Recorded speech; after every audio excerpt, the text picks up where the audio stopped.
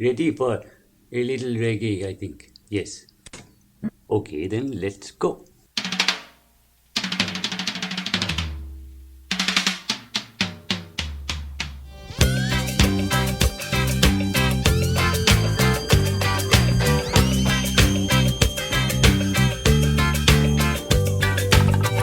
It's not unusual to be loved by anyone. It's not unusual to have fun with anyone. But when I see you hanging about with anyone, it's not unusual to see me cry. I wanna die.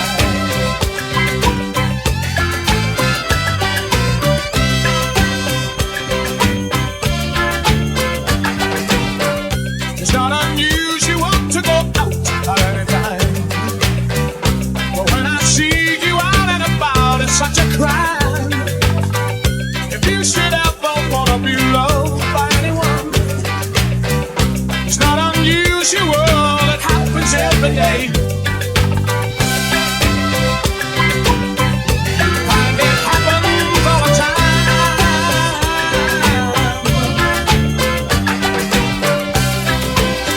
Why can't this crazy love be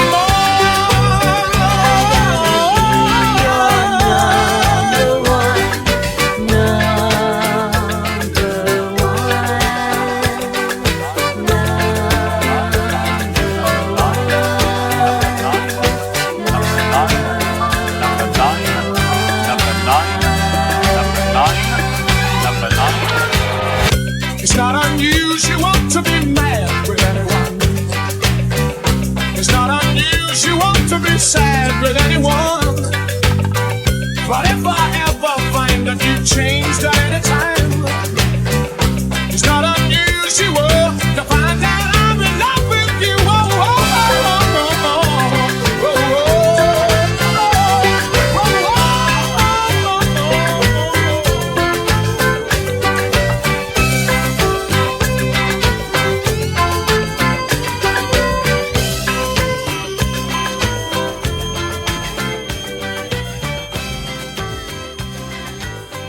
Hey, welcome everybody. This is Every Friday with Dan and Olivia. I'm Olivia Darbo. I'm Dan Miles. Awesome. So, hey, my topic for today is music, Dan. I want to talk about why the world can't live without music. Music. I have a couple of reasons why I think that the world can't live without music. First of all, I think that music in itself is healing. It's an explosive expression of humanity. It's something that we are all touched by. And like, for example, what would we do without rock and roll, right? I mean, it's music from the neck downwards. I mean, from the standpoint that it's a huge part of your indoctrination into adolescence. Like, my first kiss was happened while there was a Foreigner song playing. And I was playing Truth or Dare in a closet. But the music was on, and that created the ambiance for not only the kiss, but the lyrics, which happened to be, I was waiting for a girl like you, or I've been waiting for a girl like you. So it's also one of the reasons why I think the Wonder Years DVD didn't come out until 20 years later, because the music wouldn't have been complete without them withholding and holding out for the music and the publishing. So it's kind of what completed that from happening. I also feel like all good music resembles something, right? Good music stirs us by its mysterious resemblance to the objects and feelings which motivated it. And from a personal standpoint, like when I sit down and I write a song, I become an interpreter of sort of like channeling the thoughts, the chords, the lyrics. And then by the time you kind of get on stage and you perform it, you then become the storyteller. So it's like you go through this kind of natural progression from, the narrator, the songwriter, and then the performer. Oh, I see. What are your thoughts on that?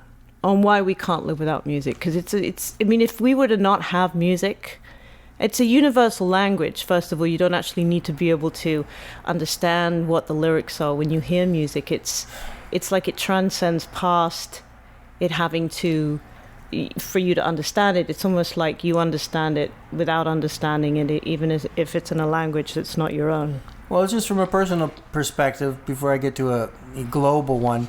You know, when I was a child, there were a lot of things going on around me. There was sports, there was this, there was the other. I might see someone, run the marathon in the Olympics and think, wow, that would be a great thing. But I never really picture myself doing it. But for some reason, music and musicians, I just always felt connected to that. I think I can do that. And do you think that you know a musician who was never unhappy about being a musician? A musician who was unhappy about being a musician? That sounds like a rarity to me. It's almost unheard of. I think I know that there's some authors who say they don't really like the process of writing. For them to buckle down and write a book, it has to be something that has to come out of them, kind of thing. Or some comedians say, to be a successful stand-up comedian, you can't just want to do it, you have to need to do it, kind of thing. Yeah. To me, music is the ultimate hobby in a sense, because no matter what age you live to, you can never master an instrument. Mm-hmm. You can never learn every song. So, it's pick any instrument and play it, and you can get stuff out of it for hundreds and hundreds of years, What does the blues mean to you? Like, when you listen to the blues, what does it do to you? How does it affect you? Well, it sort of depends on a few things. I mean, I did an episode of my other show, a very early one, about the Music Maker Relief Foundation, which is an organization in the Carolinas who finds impoverished musicians and records them. And these dudes, I live in the blues. These people are in poverty. Right. And, there's different types of blues. There's electric blues, like a Chicago blues. I always dig that. You think Jimmy Page? Jimmy Page is nothing without the guys who came out of that scene. I mean, his guitar style is based on that, I shouldn't say he's nothing. He wouldn't exist without... If you listen to those guitar players, then listen to the first couple of Zeppelin albums. That's probably my favorite kind of blues. But, jazz in a lot of forms, blues is at the root of them, kind of where it begins. I know that Scott Henderson, who's a really great guitar player, kind of a fusion guy, he plays a lot of blues, and people wonder why he doesn't want to play over complicated chord changes. And he says, it's not about the chord changes, it's about the phrasing with blues. Yeah. And when you think about that, or a great guitar player like Robin Trower, who's making the instrument sing, definitely. I mean, people think about the impact American culture has had on the world, and, jazz and blues is one of those things that came from here. I think the aquifer that all pop music comes from is how Tim Duffy described it. He's the guy who runs Music Maker Relief Foundation. It all traces back to that. So I have deep respect for it. I've written one or two what I would consider a blues song. It's not my forte per se as a writer, but obviously when people do it really well, you think of B.B. King and people like that, John Lee Hooker come right to mind. Robert Johnson, of course. There's some really classic stuff in that format. So I say mostly I respect it. Although it isn't my first go-to to play or to listen to, I respect it. And basically rock and roll, which you mentioned, is just really fast blues. Yeah. I mean, it's interesting that when Obama came into office, both he and Michelle really acknowledged, the blues and various other forms of American music, and really paid a homage to it, that it was a significant part of American history. I think a lot of people around the world, when they hear the blues, when they hear Cajun music, the stuff, more from the backwoods and stuff. I mean, it really is. It's part of history. It's so significant, I think, in that regard. What you said at the outset about what we do without rock and roll. Everybody before the 50s grew up without rock and roll in a sense. I can't picture my mom in a closet with a Foreigner song kissing somebody. I mean, my dad was all about Mitch Miller, right? Maresy Dotes and Dozy Dotes. Yeah. My dad loved the Lawrence Welk show. So absolutely. I thank God that I was not born in that generation. What about opera? What do you think about opera? I'm curious to see if you have any keen fascination with it whatsoever. I believe that the very best opera is beautiful and angelic, and I think the worst opera is excruciating, because bad opera just sounds like noise, and then the best, a really well-trained singer singing a really beautiful melody, it's an amazing thing. But I will say this: I saw the movie Amadeus, and there were some scenes with opera that were in English, and I didn't even know they were in English. If you can't recognize your own language, that's kind of a bad sign. Well, you thought they were in Italian or something, and they realized later you go, oh, they're singing in English. So that particular style of singing, I mean, there's a lot of control involved. For some people, it might be a sort of a pretentious singing style. I think it really comes down to the material, not the style. And if you listen to early popular music, like in the 1930s, there was a lot of operatic type presentation of vocals. You might have somebody singing Smoke It's in Your Eyes or something with a very operatic style. It was quite commonplace. But I mean, when you see opera like La Boheme or Madame Butterfly or, Carmen, I mean, do you get, obviously, the theatrical elements of what, I mean, for a child, let's say, to go to their first opera, it's a whole metaphysical experience because you're watching theater, but it's music, but it's heightened surrealism in a way. And there's a theme, right? There's a theme of what the story is that they're trying to kind of translate. Well, I think before a kid gets to opera, they go through ballet. Because I remember seeing the Nutcracker Ballet at a very young age. Yeah. It's similar to what you're saying. It's theatrical. There's dancing. It's not so much about the vocalizing. It's like a version of opera, let's say a version of 1700s, 1800s entertainment. So I think you would start there, and a child might think. I thought the Tchaikovsky's music for the Nutcracker was amazing. No dancing, no show, just the music itself was amazing. Yeah. And then it was kid oriented with the mouse and the Nutcracker itself and everything. So I think you would go through that before stepping up to opera. Well, it's interesting because my topic was like primarily. What would we do without music? Yeah. I mean, what would happen to the globe if just suddenly all musical resources were cut off? There was no radio. There was how would we continue to exist? It's just an interesting theory. Like, how would we do this show without the music that you and I put together at the beginning and the end? Well, imagine a cake, let's say a cake, or a loaf of bread, or let's say a cake. Imagine a cake, that has nothing on it. It's just the cake part. No frosting, no decoration. And you can eat it, and there's some sustenance to it, but it's kind of bland and boring. So to me, the arts in general and music is you take the bland and boring and you accent it and make life more beautiful and more creative and more interesting. And I guess they say film really is where all the art forms come together, because you've got everything in film. You've got music, you've got cinematography, you've got acting, you've got everything. But yeah, I mean, if I could only stick with one art form the rest of my life, knowing me and my background, it's always going to be music. I can imagine having music taken away from you in the sense that my father punished me one time. He took my guitar and hit it. So I had my guitar for a while. Music didn't leave me, but... And, there are cultures out there that restrict what people can hear. And I will say this is interesting. Back when I was at City College, I considered being a music major because it seemed like a logical thing for me. But I quickly lost interest in the academic setting. When we were talking about music history, they were talking about, you might even all the way back to the Greeks. There was certain music that they thought was like healthy for people and for a community, and certain music there wasn't. Long before rock and roll. And at the time I thought... I was young. I thought, what? I don't really agree with that. But now, I believe there is music that is healing. And if I have like a problem that's on my mind, I'll put Chopin on. It's just in the background. I won't really focus on it because they toss the word around genius. Certain things that are genius, I can't really get inside of. But music, I mean, Bach, those notes are there. Yeah, If you imitate his notes and play a Bach fugue, you're participating in genius, in my opinion. And so... that's one thing that's different about music is there's an abstraction to it. There is music in nature.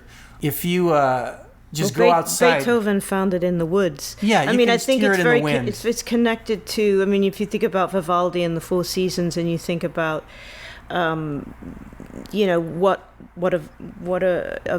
what inspires these musicians and composers. We're talking about Bach, Beethoven, Mozart, especially a lot of the classical cats that really started. That's really almost where the genesis of rock and roll came from. Wagner, The Rings. Yeah, the and Rings also trilogy, how manipulative, not in a bad way, but there's a book that was written about a very specific way in a chord structure, whether it's in the pentatonic scales, and it's a combination of certain chord structures that you can immediately go to as a composer to evoke certain feelings in in other human beings listening to them, whether it's, going to their whatever chakra you want to go to, whether you want to hit them on the sexual chakra, that more in the reptilian part of their brain. You can be very manipulative as a composer. They were master technicians in that day and age about that. In fact, there was a secret code between all of them where they would know exactly what to do. It's almost like formulaically what top 10 songwriters do nowadays. But it's interesting because I think that there's two different approaches. Obviously, you can, if you're a musician and you just want to play, then that's one way to go about it. But if you're like a serious, I want to make a living and be a musician, and I want to play, but I also want to make sure that I write songs that get on the radio, you do have to be a technician about it, and get a little bit more manipulative if you want your songs to, sometimes you get really lucky and you just happen to innately be able to write songs that just hit it every time. There's a lot of people that are fortunate enough to have that gift. But then I've also met musicians that I would say are probably stronger songwriters than they actually are in terms of their musicianship, where they just know how to totally nail. They hone right in on that formulaic thing immediately, and I was like, bridge, chorus, verse, go back to that. That's where the money is. But that's not necessarily where all people who really love music, they don't want to be hit on that level all the time. Sometimes they want, that's what's cool about prog rock, which you would know, Tom, because you play a lot of it. And I love prog rock. It's to me, it pays homage much more to classical music, and almost the music that used to be played, in the court of the kings and queens. If you want to take music back to the genesis of music, really, where the whole purpose of playing music was a tribal thing, and you'd go into, the court and play for the king and queen and the ladies and the gentlemen, and they had all, different kinds of instruments that they played, because they were almost more genteel and they were more appropriate for that day and age and that environment. But the purpose was just to entertain, but also to have it really move people or bring something in particular out of them. Renaissance music, for example, with some of my favorite music to listen to, which there's English Gaelic music, there's prog rock is resembles and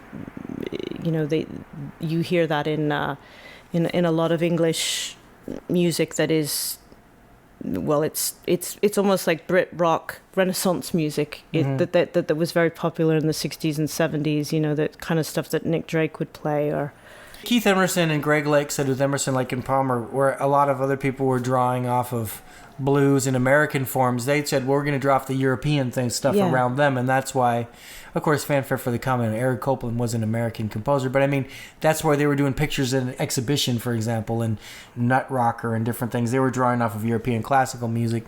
But yes, there are elements of like sort of Greek. They used his voice was like a court minstrel. Well, Stravinsky's Firebird Suite was how they came on stage every night. Exactly. And I mean, Peter Gabriel, when he was first started in Genesis, though he would be dressing up like a triangle.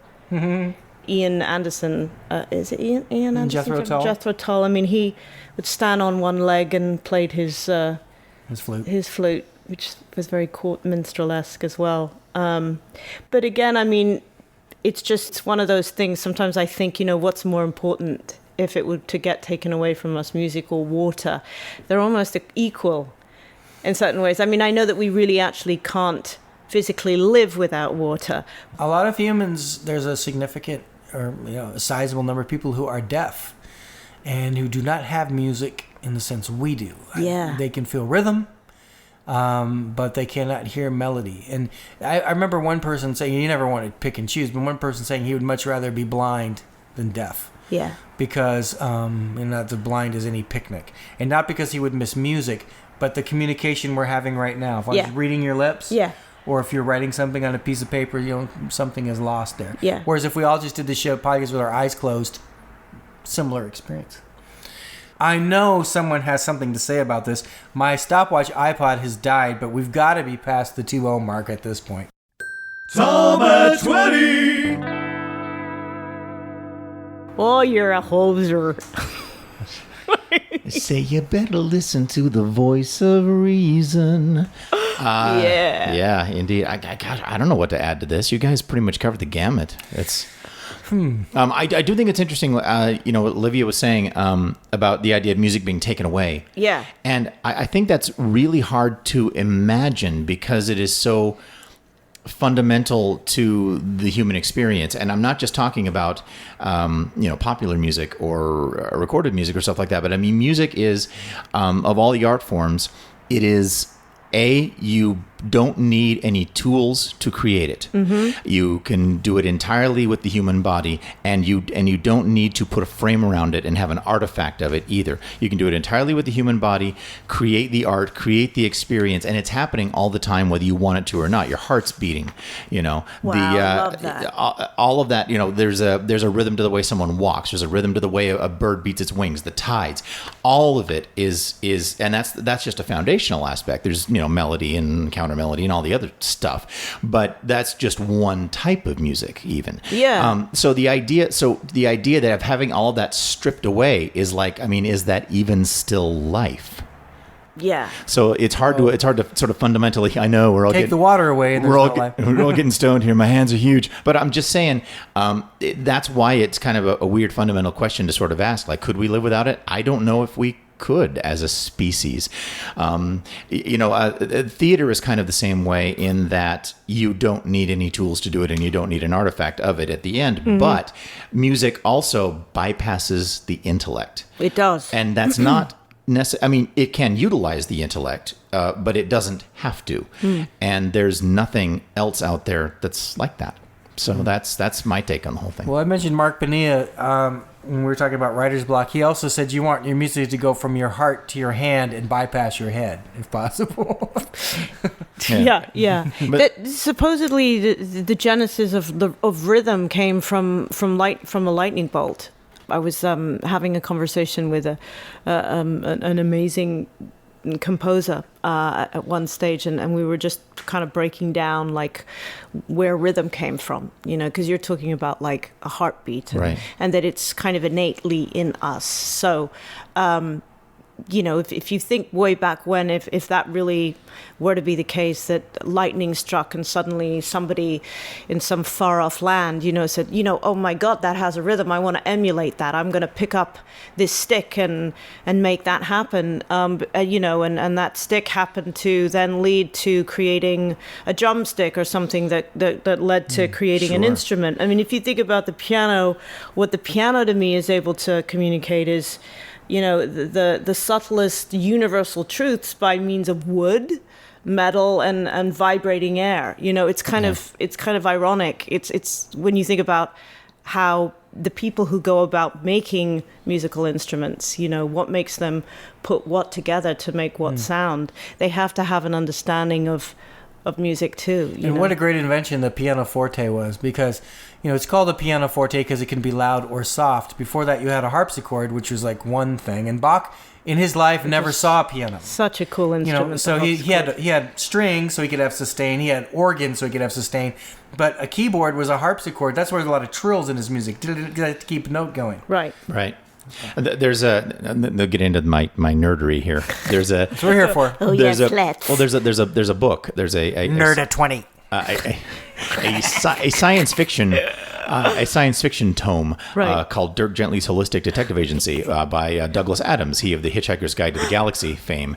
And in it, one of the characters creates a computer program that is able to analyze nature and translate it into music. Analyze the sound of a rock rolling downhill, analyze the sound of a fish jumping in and out of the water, and then is able to apply it to all different forms of life. I mean, even something like he tries to sell it by taking like stock market fluctuations and turning that into music and a way to represent your company's interests that way. It's all very kind of far out and whatever. But what it turns out in the end is that he finds like the ultimate expression of everything he's looking for, and the one type of music, the one expression of that form that will encompass all of life and take it all in, and it's Bach. It's pretty awesome. Absolutely. Yeah, well, we mentioned the word genius, and it's hard to argue with Bach. Indeed.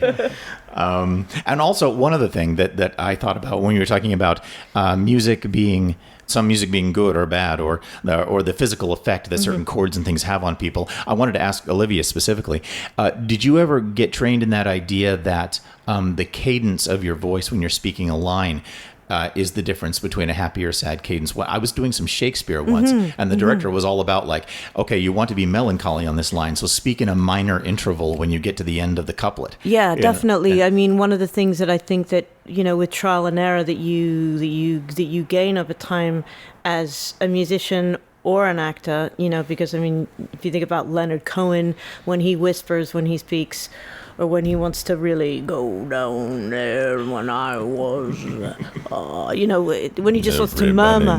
Yeah, everybody knows. So it's very much like that in terms of acting. If you want to put your point across and you're angry, you don't necessarily have to do it that way. You know what I mean? You can do it that way. You know what I mean? And it's so much more powerful because you bring it back. You're stiller with it, and it's more powerful, especially on screen because everything's, gargantuan and blown. Right, it's all magnified. Yeah, exactly. Yeah, indeed. But yeah, you learn that a lot, either through a really good director or just through, as I said, trial and error. And in the spirit of better late than never, I want to mention we opened this whole thing with the mashup, and the reason we did is when Tom was on episode 8, he said, more mashups. I like mashups. And I looked at my plans for this block of 8 episodes, and there wasn't really a single mashup. So I thought I would get one in there. The fact that it was Blondie and Tom Jones wasn't necessarily a reference to anything other than it was kind of funny. Oh, there's a lot of stuff going on there. It's a multi-mashup. There's like 4 songs happening there. Number 9. It's pretty awesome. Number 9. Exactly. Yeah, totally. Speaking of songs, how about a closing song from Olivia? Such a toss-up between, I definitely want to play a Radiohead song, but it's, I'm thinking at this stage, based upon how this all went, I would like to play my second choice. Which I believe is the song Reckoning. Reckoning.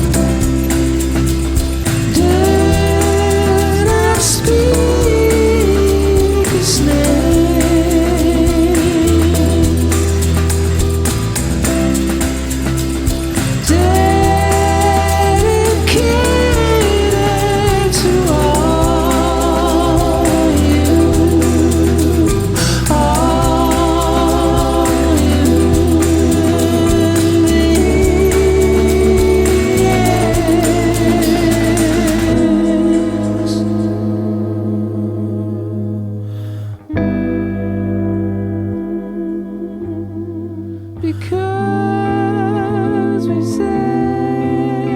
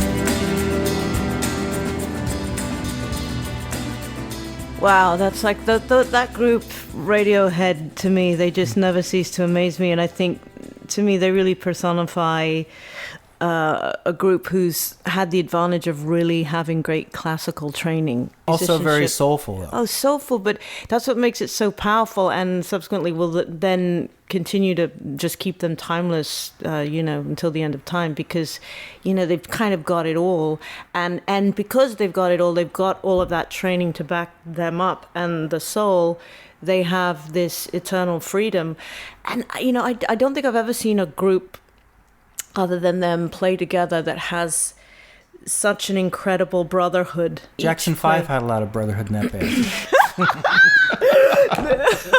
Absolutely, and they could dance. But I mean, the Radiohead, I guess they all sort of went to Cambridge, and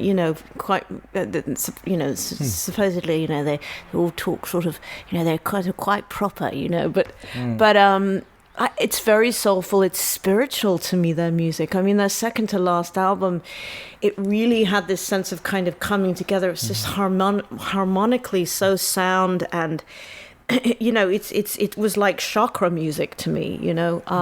Healing is what we were talking about. That ultimately, why can't the world live without music? I think because first and foremost for me, it really is with groups like this. You hear it, and it drops you into this mood where you go, you know what? This is giving me something that I didn't have when I 10 minutes ago. It's so Nourishing and healing. And it's pop music. That's what's so genius about what they do is you'd want to hear it on the radio. Well, there's an intelligence to what they're doing. You can tell that they have knowledge of recording techniques and knowledge of music and knowledge of pop music, knowledge of many things. They're digging deep and they're blending a lot of things together, but keeping it accessible, which is important. Yeah. And definitely doing it together. You can hear in a recording like that, everyone is breathing in and breathing out at the same time. Yeah. Well, great ending for an interesting episode. So, I think we're going to have to forge on into what comes after January? February. February. I guess we're going to see you in February. Thank you, Olivia. Thank you, Tom. And thank you for listening. Everybody have a beautiful month. God bless. See you soon.